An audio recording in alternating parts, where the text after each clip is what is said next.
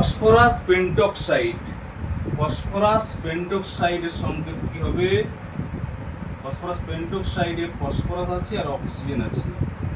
অক্সিজেনের যোজ্যতা হচ্ছে, অক্সিজেনের যোজ্যতা আমরা জানি কত না, হচ্ছে না 2। এই 2টা বসবে ফসফরাসের ডান দিকে নিচের দিক করে। ফসফরাসের যোজ্যতা হচ্ছে 5। এই ফসফরাসের যোজ্যতাটি বসবে অক্সিজেনের ডান দিকে নিচে, B2O5। অর্থাৎ যখন দুটি ভিন্ন ভিন্ন মৌল যুক্ত হয়ে যৌগ গঠন করছে, তখন একটির যোজ্যতা অন্য একটি মৌলের ডান দিকে নিচের দিক করে বসছে। এটাই যৌগ লেখার নিয়ম। এই সম্বন্ধে আরেকটু অবশ্যই আলোচনা করে রাখা উচিত। তো একটি যৌগের সংকেত লিখতে গেলে অবশ্যই মনে রাখতে হবে, যে মৌলটি আমরা আগে লিখছি সেই মৌলটি অবশ্যই অতিরিক্ত তড়িৎ ধনাত্মক হতে হবে এবং পরের মৌলটি যেন তার চেয়ে কম তড়িৎ ধনাত্মক হয়।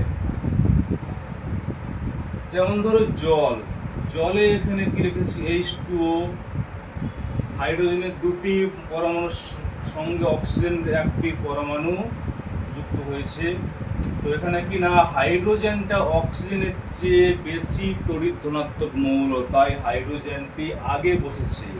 যেটি বেশি তড়িৎ ধনাত্মক মৌল হবে সেই মৌলের পরমাণুটি বসবে আগে।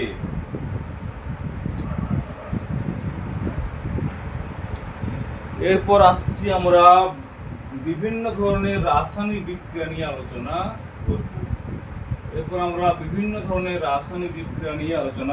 করব।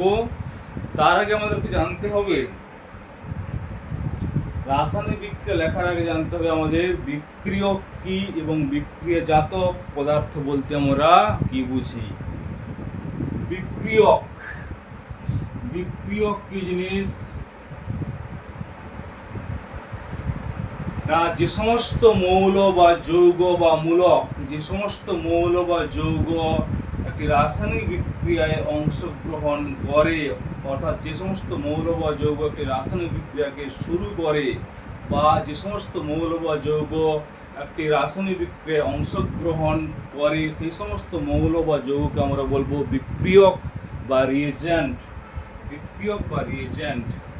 যেমন ধরো কার্বনের সঙ্গে অক্সিজেনের বিক্রিয়ায় উৎপন্ন হয় কার্বন ডাই অক্সাইড। এখানে বিক্রিয়ক কি কি আছে? বিক্রিয়ক আছে কার্বন আর অক্সিজেন। এই সমস্ত মৌল বা যৌগ রাসায়নিক বিক্রিয়া অংশগ্রহণ করছে তাদেরকে বলা হচ্ছে বিক্রিয়ক, এবং বিক্রিয়কগুলি রাসায়নিক বিক্রিয়ার বাম দিকে লেখা হয়। এরপর আসছি বিক্রিয়াজাত পদার্থ বলতে কি বুঝি না, 2 বা তার বেশি মৌল বা যৌগ রাসায়নিক বিক্রিয়ার ফলে যে সমস্ত যৌগ বা মৌল উৎপন্ন হয়, সেই উৎপন্ন মৌল বা যৌগদের আমরা বলবো বিক্রিয়াজাত পদার্থ বা প্রোডাক্ট। বিক্রিয়াজাত পদার্থ। যেমন কার্বনকে আমরা যদি বাতাসে দহন করি তাহলে কার্বন অক্সিজেনের সঙ্গে রাসায়নিক বিক্রিয়া করে কার্বন ডাই অক্সাইড গ্যাস উৎপন্ন করবে।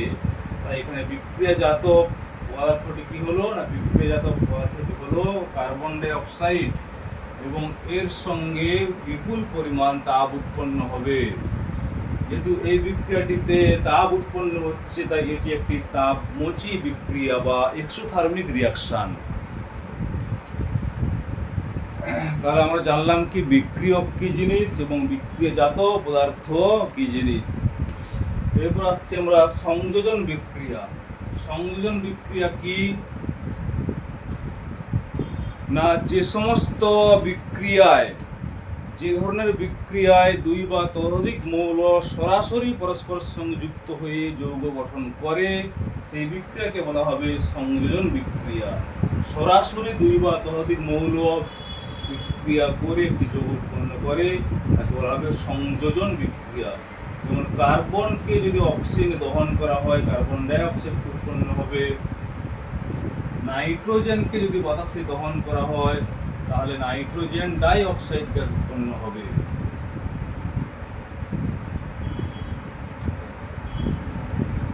এবার আসছি একটা রাসায়নিক বিক্রিয়াকে কিভাবে আমরা ব্যালেন্স করব, বা একটা রাসায়নিক বিক্রিয়াকে কিভাবে সমতা বিধান করব। সমতা বিধান বলতে বোঝায় একটি রাসায়নিক বিক্রিয়ায় বিক্রিয়ক পক্ষের পরমাণুর সংখ্যা বিক্রিয়াজাত পদার্থের পরমাণু সংখ্যা যেন সমান হয়। সমান হলে তবে এখানে সমান চিহ্ন দেওয়া যায়, তার আগে কিন্তু সমান চিহ্ন দেওয়াটা উচিত নয়। তার আগে আমাদের তীর চিহ্ন দেওয়া উচিত। এখন দেখো,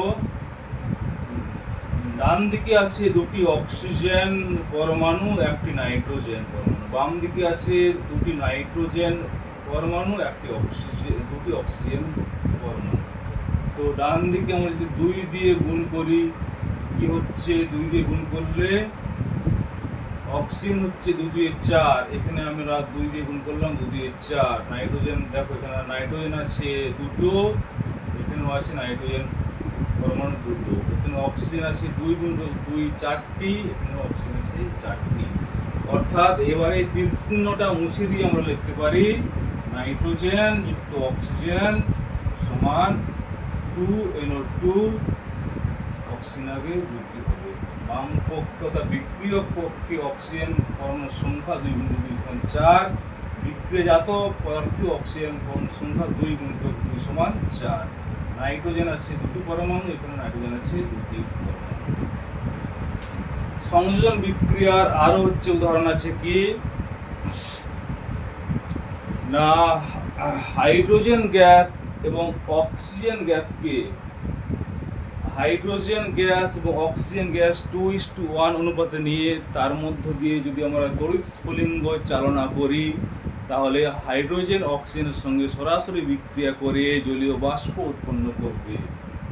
হাইড্রোজেন এবং অক্সিজেন গ্যাস তার সঙ্গে তড়িৎ স্ফুলিঙ্গ চালনা করলে কি হবে? হাইড্রোজেন অক্সিজেন সরাসরি পরস্পরের সঙ্গে বিক্রিয়ার মাধ্যমে জল উৎপন্ন করবে। এই বিক্রিয়াটাও দেখো কিন্তু সমতা বিধান করা নেই বা ব্যালেন্স করা নেই। অর্থাৎ বিক্রিয়কের দিকে আসে দেখো 2টি হাইড্রোজেন পরমাণু, বিক্রিয়াজাত পদার্থ আছে 2টি হাইড্রোজেন পরমাণু। এখানে আছে অক্সিজেন 1টি পরমাণু, এখানে আছে 2টি, এখানে 2 দিয়ে গুণ করলাম, এখন হলো অক্সিজেন 2টি, হাইড্রোজেন হয়ে গেল এখন 4টি পরমাণু। হাইড্রোজেনের সঙ্গে 2 গুণ করলাম, হাইড্রোজেন হলো 4টি। তো এইবার তোমরা দেখে নাও বিক্রিয়ক এবং বিক্রিয়াজাত পদার্থে সব পরমাণুগুলির সংখ্যা সমান আছে কিনা।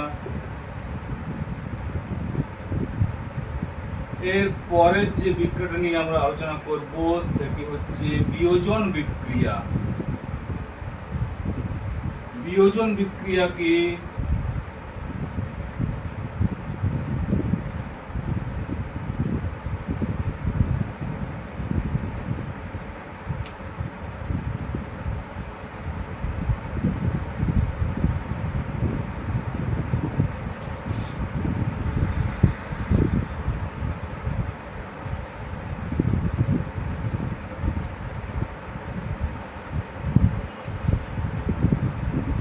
এবারে আমাদের আলোচ্য বিষয় বিয়োজন বিক্রিয়া। বিয়োজন বিক্রিয়া কি না, যে রাসায়নিক বিক্রিয়ায় একটি যৌগ ভেঙে গিয়ে 2 বা ততোধিক যৌগ বা মৌল উৎপন্ন করে, সেই রাসায়নিক বিক্রিয়াকে আমরা বলবো বিয়োজন বিক্রিয়া।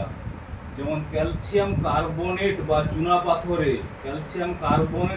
চুনাপাথরে যদি তাপ প্রয়োগ করা হয়, অত্যধিক তাপ প্রয়োগ করলে ক্যালসিয়াম কার্বনেট বা চুনাপাথরটি ভেঙে গিয়ে ক্যালসিয়াম অক্সাইড চুন উৎপন্ন হবে এবং কার্বন ডাই অক্সাইড গ্যাস উৎপন্ন হবে। তাহলে কি বললাম, যে রাসায়নিক বিক্রিয়ায় একটি যৌগ ভেঙে গিয়ে 2 বা তার বেশি যৌগ বা মৌল উৎপন্ন করে, সেই রাসায়নিক বিক্রিয়াকে আমরা বলবো বিয়োজন বিক্রিয়া। অর্থাৎ এই বিক্রিয়াটিতে ক্যালসিয়াম কার্বনেট বিয়োজিত হয়ে চুন, ক্যালসিয়াম অক্সাইড এবং কার্বন ডাই অক্সাইড গ্যাস উৎপন্ন হয়েছে। এই বিক্রিয়াটি ব্যালেন্স বা সমতা বিধান করা আছে কিনা, এই বিক্রিয়াটি ব্যালেন্স করা আছে কিনা তোমরা লক্ষ্য করে নাও। অক্সিজেন তিনটি আছে বাম দিকে, অক্সিজেন দুটো, এটা তিনটা, ক্যালসিয়াম একটা, কার্বন একটা, কার্বন একটা। এই গেল বিয়োজন বিক্রিয়া।